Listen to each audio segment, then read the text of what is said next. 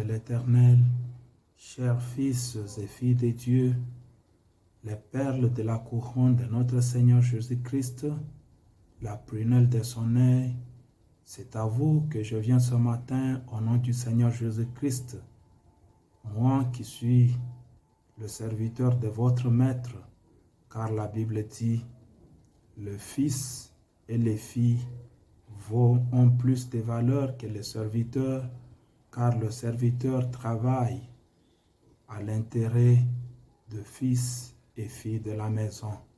Je viens à vous ce matin pour partager avec vous un sujet qui sera subdivisé en quelques points pour l'avancement et la croissance de votre vie chrétienne. Mais avant que nous puissions commencer cela, je voudrais que nous puissions d'abord commencer par adresser un mot de prière à notre Maître, le Seigneur Jésus-Christ. Prions. Seigneur Dieu notre Père, Créateur des cieux et de la terre, merci pour ce matin que tu nous accordes de pouvoir partager ta parole avec tes enfants. Je dédie ce moment à toi. Viens nous assister, viens nous aider, et que ce que nous allons parler de ta parole, Seigneur, daignes-tu faire que cela puisse pénétrer dans les cœurs et les âmes de tes enfants, car la gloire te reviendra à jamais. Je prie et je le demande par la foi, au nom du Seigneur Jésus-Christ. Amen. Merci pour votre attention. Le sujet que je voudrais partager avec vous, je suis en train de parler sur le chemin qui mène à la réussite dans la vie chrétienne. Le chemin qui mène à la réussite dans la vie chrétienne, qui est un point qui inquiète beaucoup de gens, parce que quelques-uns se demandent pourquoi est-ce que moi, ma vie chrétienne n'est pas aussi si élevée, ma vie chrétienne n'est pas aussi si stable comme les autres que je vois, pensant que peut-être les autres sont plus meilleurs qu'eux, pensant que peut-être Dieu aime les autres plus qu'eux. Mais ce que je voudrais vous informer ce matin, c'est que le Seigneur Jésus-Christ, notre Dieu, aime tout le monde, et le Seigneur Jésus-Christ voudra se servir de tous et voudra aider tous, parce qu'il ne fait exception de personne. Mais le chemin qui mène à la réussite dans la vie chrétienne, c'est un chemin qui demande beaucoup de patience, c'est un chemin qui demande l'endurement, et c'est un chemin qui, pour le commencer d'abord, il faut savoir comment le prendre. C'est cela que je voudrais que nous puissions partager ensemble ce matin, comment prendre le chemin de la vie chrétienne et comment parvenir à la réussite dans ce chemin de la vie chrétienne. Je voudrais d'abord commencer par le premier point où je voudrais vous informer que selon les Saintes Écritures que nous allons lire ensemble avec vous, vous devez d'abord commencer par faire sortir la pression.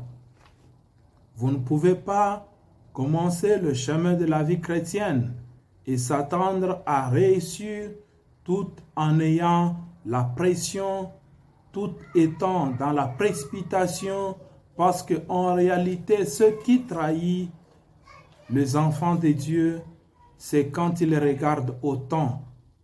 Ils regardent au temps que ça a pris pour qu'ils parviennent à la réussite. Combien de temps ça a pris, ils regardent aux circonstances, et cela commence à les décourager et à l'inquiéter. C'est là que je voudrais d'abord commencer par vous dire, vous devez d'abord faire sortir la pression qui est en vous. Quand vous sortez la pression qui est en vous, vous n'aurez pas à pouvoir regarder au temps. Combien d'heures ça a pris, combien de jours ça a pris, combien de semaines ça a pris, combien de mois ça a pris, combien d'années ça a pris, que je ne parviens pas à la réussite dans ma vie chrétienne.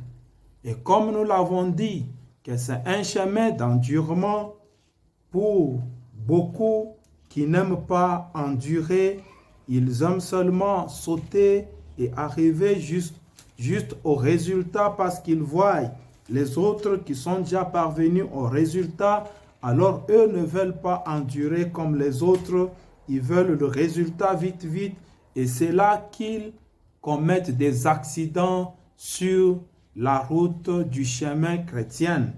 Je voudrais d'abord lire ensemble avec vous dans le livre de Matthieu au chapitre 10, à partir du verset 22. C'est le Seigneur Jésus-Christ qui parle et qui dit « Quand on vous persécutera dans une ville, fuyez dans une autre. Je vous l'ai dit, en vérité, vous n'aurez pas achevé à parcourir les villes d'Israël que le Fils de l'homme sera venu. Les disciples n'est pas plus que le maître, ni les serviteurs plus que son Seigneur. Il suffit aux disciples d'être traités comme son maître et aux serviteurs comme son Seigneur. S'ils ont appelé le maître de la maison Belzébul, à combien plus forte raison appelleront-ils ainsi les gens de sa maison? Ne craignez donc point, car il n'y a rien de caché qui ne doive être découvert, ni de secret qui ne doivent être connus. Pourquoi le Seigneur Jésus-Christ dit ceci? C'est pour vous montrer que même lui-même, le Seigneur, a pu endurer, il a pu supporter des mauvais traitements, il a pu supporter des insultes, il a pu supporter des attaques, des agressions, et tout ce pourquoi il dit le serviteur n'est pas plus que son maître.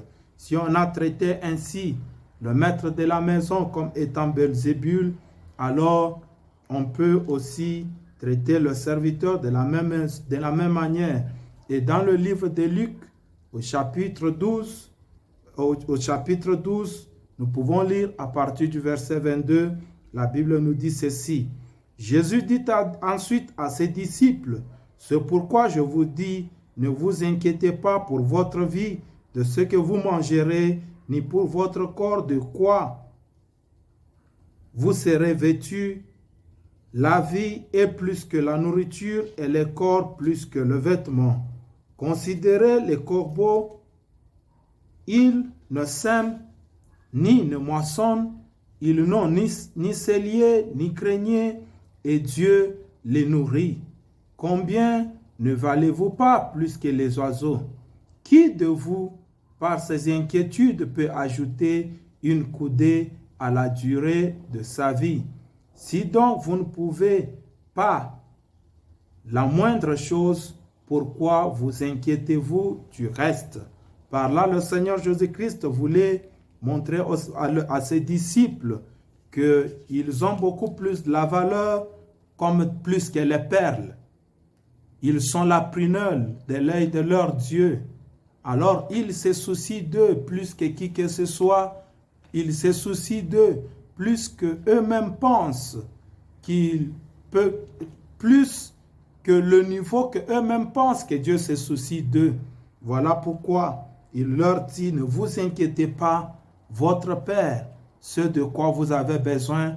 Alors, pour parvenir à cette réussite dans le chemin de la vie chrétienne, ça demande endurer et avoir la patience, ne pas se précipiter pour éviter à ne pas commettre un accident sur les chemins comme quelques-uns en commettent parce qu'ils sont dans la précipitation, parce qu'ils sont impatients, alors ils commettent des accidents. Des accidents comment? À cause de l'impatience, ils quittent le chemin de la vérité, parce que le chemin de la vérité, c'est ce que le Seigneur Jésus-Christ a dit dans le livre de Jean au chapitre 17, que nous pouvons aussi lire. Ouvrez votre Bible avec moi et nous allons lire ensemble Jean au chapitre 17. Prenons à partir du 2e verset. La Bible dit ceci, « Père, l'heure est venue, glorifie ton Fils, afin que ton Fils te glorifie » dans le 1er verset, « selon que tu lui as donné pouvoir sur toute chair, afin qu'il accorde la vie éternelle à tous ceux que tu lui as donnés. » Verset 3 dit, « Or, la vie éternelle, c'est qu'ils te connaissent, toi, le seul vrai Dieu, et celui que tu as envoyé, Jésus-Christ. » C'est là que les gens commettent des accidents, ils quittent le chemin de la vérité, le chemin de la vie, où c'est connaître et servir seul le Seigneur Jésus-Christ, le seul véritable Dieu, et ils commencent à servir d'autres maîtres. Parce qu'ils sont dans la précipitation, ils roulent à 160, 180 en l'air sur l'autoroute, alors ils commettent des accidents.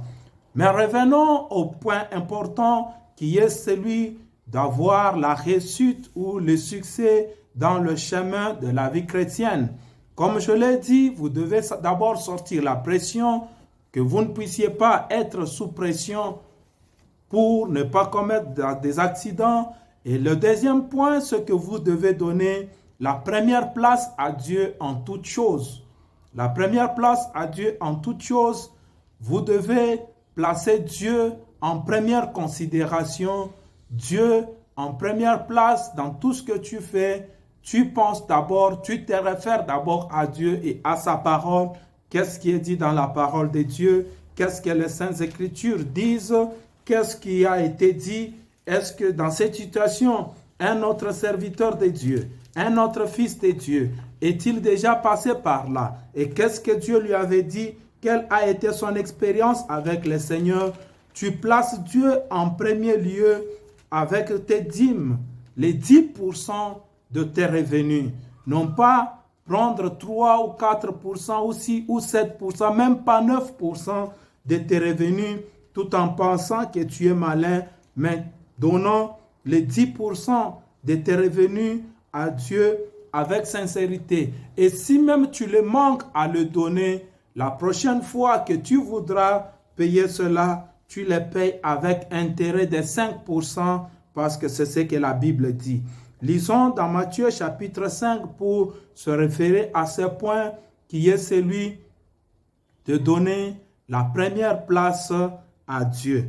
Matthieu chapitre 5, nous allons lire au verset 20 qui nous dit ceci: « Car, je vous l'ai dit, si votre justice ne surpasse celle de scribes et de pharisiens, vous n'entrerez point dans le royaume de Dieu. » Pourquoi je lis ceci? Ou bien commençons verset 19. « Celui donc qui supprimera l'un des plus petits commandements et qui enseignera aux hommes à faire de même sera appelé le plus petit dans le royaume des cieux.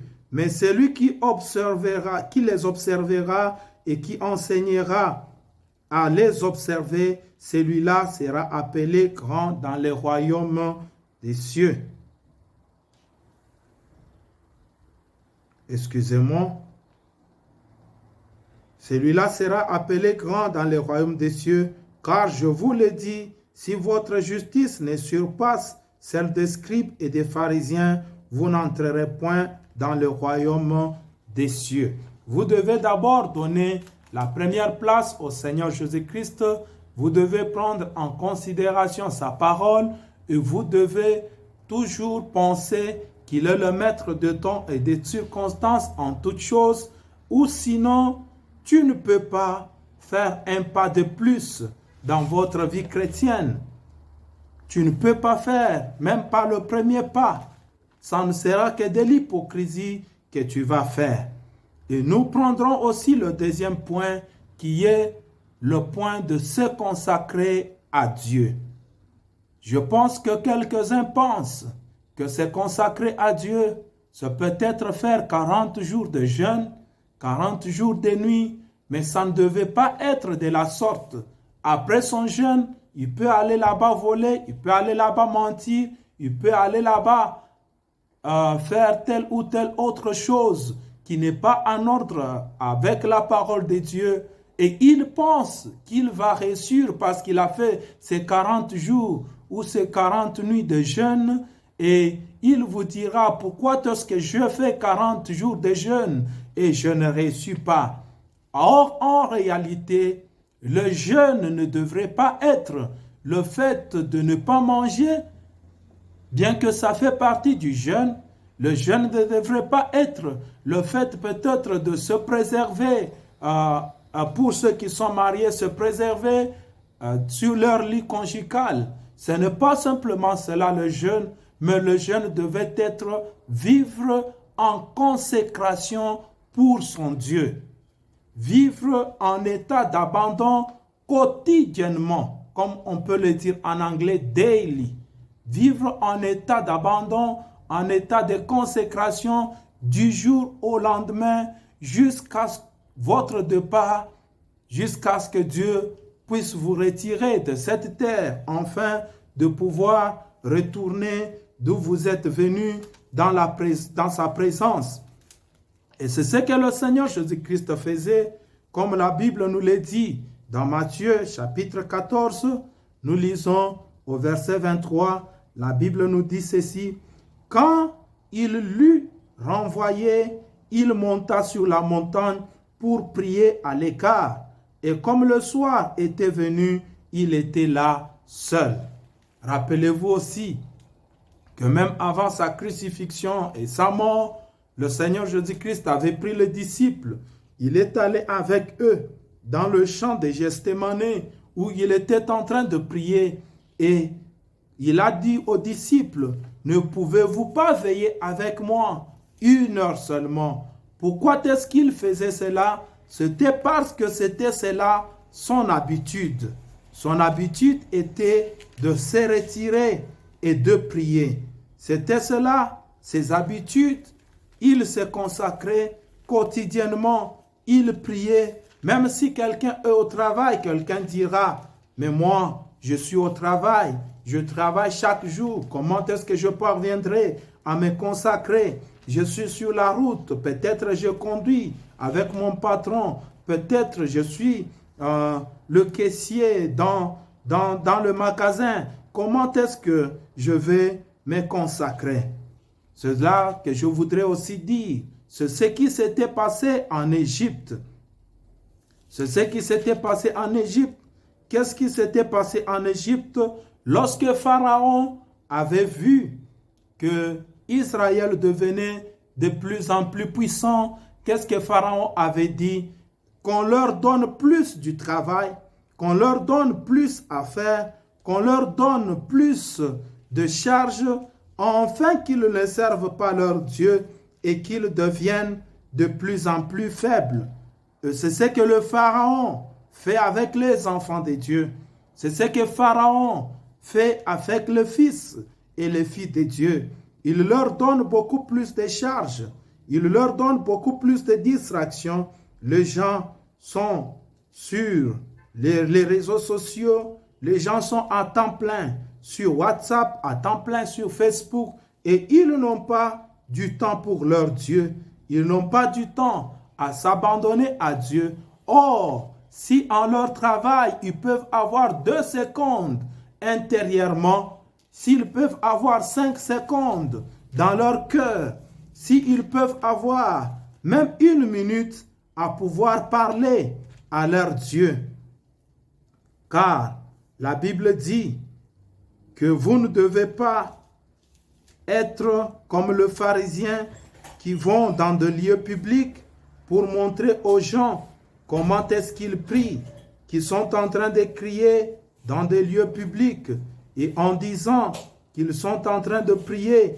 Mais le Seigneur Jésus-Christ dit ceci dans le livre de Matthieu au chapitre 6. Je lis aussi au verset 6. Il dit: « Mais quand tu pries, entre dans ta chambre, ferme ta porte et prie ton Père qui est là dans le lieu secret. Et ton Père qui voit dans le secret te le rendra. » En priant, ne multipliez pas de vaines paroles, comme le païen qui s'imagine qu'à force des paroles, ils seront exaucés. Entre dans ta chambre secrète ne veut pas dire, parce que Jésus en ce temps-là n'avait pas une chambre où il pouvait entrer pour s'enfermer, mais il était plutôt dans les montagnes.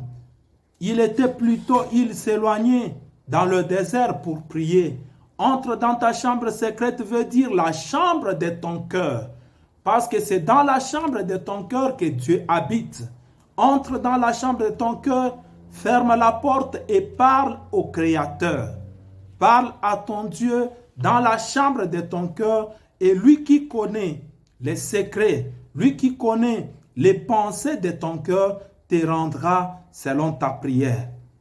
Se consacrer, s'abandonner à Dieu, bien que prier avec jeûne, s'enfermer aussi dans ta maison pour éviter le dérangement du dehors, pour éviter le bruit, les attractions du dehors, c'est une très bonne chose.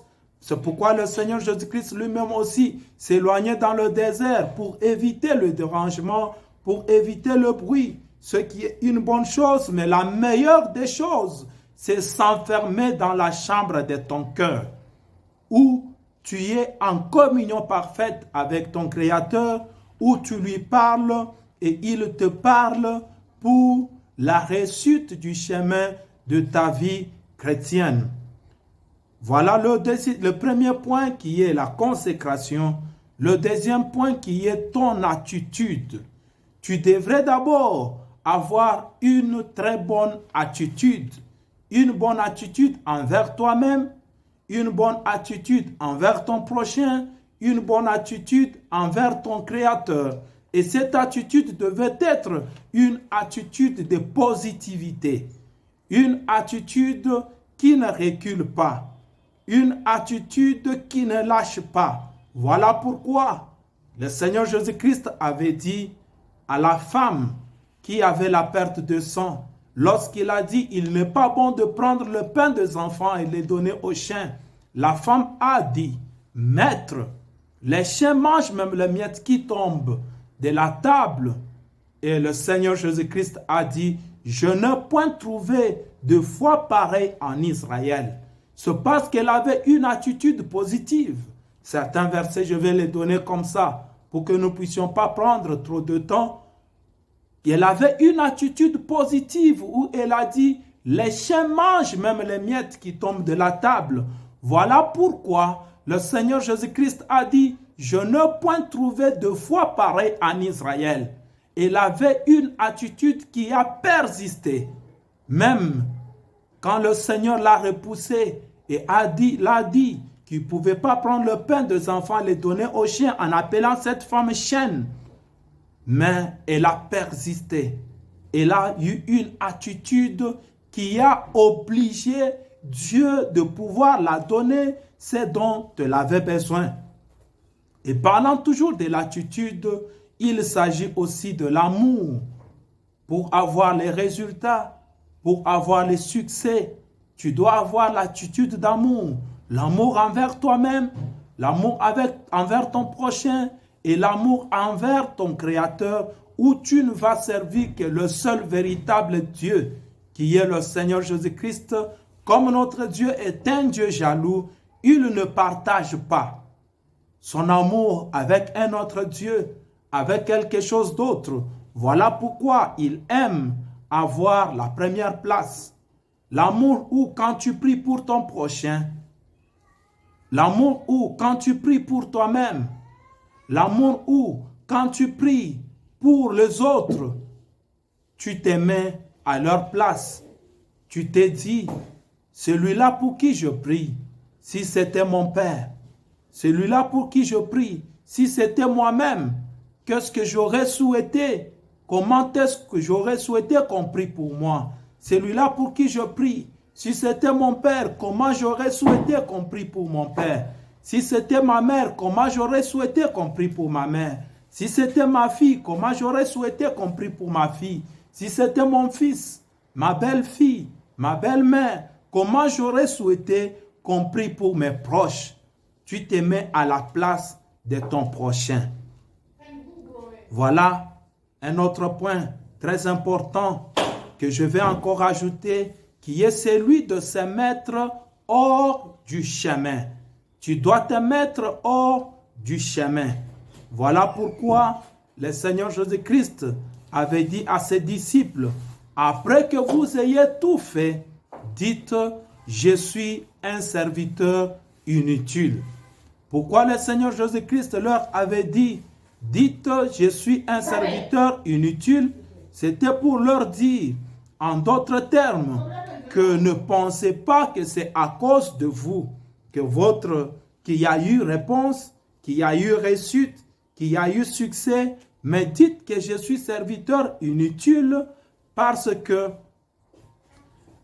ce n'est pas à cause de tes mérites que Dieu fait, ni même pas à cause de tes jeûnes, ni même pas à cause de tes longues prières. C'est pourquoi dans Matthieu 6, là où nous avons lu, au verset 7, le Seigneur Jésus-Christ dit, « En priant, ne multipliez pas de vaines paroles comme les païens qui s'imaginent qu'à force des paroles, ils seront exaucés.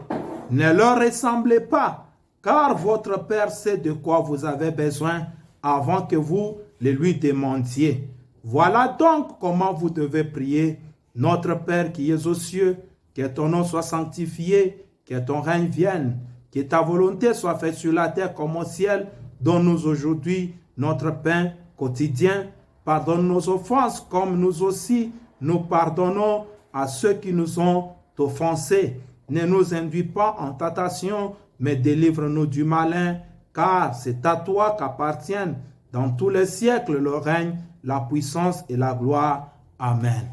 Le Seigneur Jésus-Christ dit, ne pensez pas que c'est à force de vos prières qui aura la solution, qui aura le succès, qui aura la réussite dans votre chemin chrétien, bien que, comme nous l'avons dit avant, la prière contribue dans la réussite de votre chemin chrétien, mais vous ne devez pas compter sur cela. Vous devez compter sur Dieu et mettre votre prière à l'écart, mettre Dieu d'abord en premier.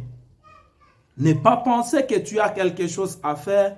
Ce n'est pas parce que je ne fais pas le péché, ce n'est pas parce que je ne fais pas comme les autres que je vais avoir la réussite.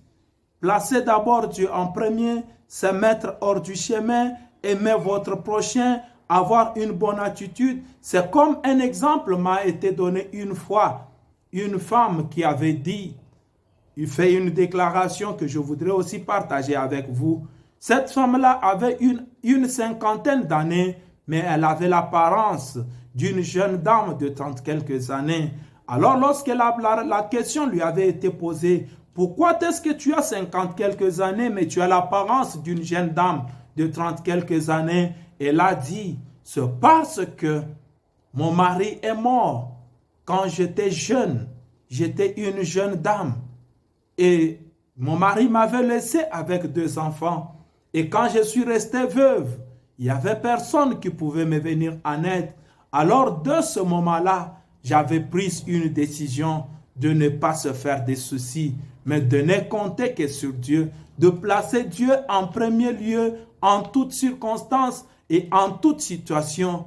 Et quel a été le résultat? C'est qu'elle avait dit, quand j'avais un problème, je me disais, moi qui suis une femme, un être faible, un être humain, je ne peux rien faire de mieux si Dieu ne le peut pas. Alors je me confiais à Dieu. Je disais, Seigneur, si tu ne peux pas m'aider, alors moi je ne peux rien faire. Pourquoi me faire des soucis si Dieu est incapable de pouvoir m'aider? Pourquoi me faire des soucis si Dieu est incapable de pouvoir me délivrer? Pourquoi me faire des soucis si Dieu est incapable de pouvoir résoudre mon problème? Si Dieu ne peut pas faire, alors moi, faible que je suis, limité dans mes capacités, je ne peux rien faire. Alors, elle remettait tout entre les mains de Dieu et elle comptait sur Dieu seul. Elle comptait sur Dieu seul. Et l'autre point que je voudrais que nous puissions aussi partager, c'est celui d'avoir foi en soi-même. Avoir foi en soi-même, avoir confiance en soi-même. C'est ce que Saint Paul a dit dans les Saintes Écritures. L'Esprit de Dieu rend témoignage à mon esprit que je suis fils de Dieu. Si l'Esprit de Dieu ne rend pas témoignage à ton esprit que tu es un enfant de Dieu, tu ne peux pas avoir foi en toi-même. Tu dois d'abord avoir foi en toi-même, ne pas compter sur tes capacités, mais seulement avoir foi en toi-même, comme je l'ai dit. Croire que je suis un enfant de Dieu, et comme je suis un enfant de Dieu, Dans le naturel, le Seigneur Jésus-Christ a dit, qui de vous peut prendre une pierre donnée à son enfant au lieu de lui donner du pain? Qui de vous peut prendre un serpent donné à son enfant au lieu de lui donner du poisson? Quand l'enfant a faim, l'enfant dit, papa, j'ai faim, maman, j'ai faim. Qui peut prendre une pierre donnée à son enfant, prendre du pain? Qui peut prendre un serpent donné à l'enfant, lui dire, voilà du poisson, tu peux manger? Il va chercher les bonnes choses pour son enfant. Elle va chercher les bonnes choses pour son enfant, du pain ou du poisson parce que l'enfant a faim. Et le Seigneur Jésus-Christ dit, si vous savez donner de bonnes choses à vos enfants, à combien plus forte raison votre Père Céleste donnera-t-il à ceux qui ont besoin ce dont ils lui demandent. Avoir foi en soi-même que je suis fils de Dieu, je suis fille de Dieu et Dieu est capable de me répondre, Dieu est capable de me donner solution, Dieu est capable de résoudre mon problème. Avoir foi en soi-même, être certain que tu es un enfant de Dieu, que quand tu t'approches, comme la Bible le dit, que celui qui s'approche de Dieu croit que Dieu existe. Quand tu t'approches de lui, tu es certain, tu crois qu'il existe et qu'il est capable de résoudre ton problème, de te répondre, de donner solution. C'est comme quelqu'un qui peut demander 5 000 rentes au président de la République ou 5 000 francs au président de la République ou 5 000 euros au président de la République ou 5 000 dollars au président de la République. Il est certain que le président de la République lui donnerait. Il est certain, être certain que comme je suis compatriote de ce pays, le président me donnera ces 5 000 francs, ces 5 000 euros ou ces 5 000 rentes. Voilà un peu, être certain que tu es un enfant de Dieu. Avoir foi en soi-même. Et c'est ce que le Seigneur Jésus-Christ disait. Qu'est-ce qu'il disait?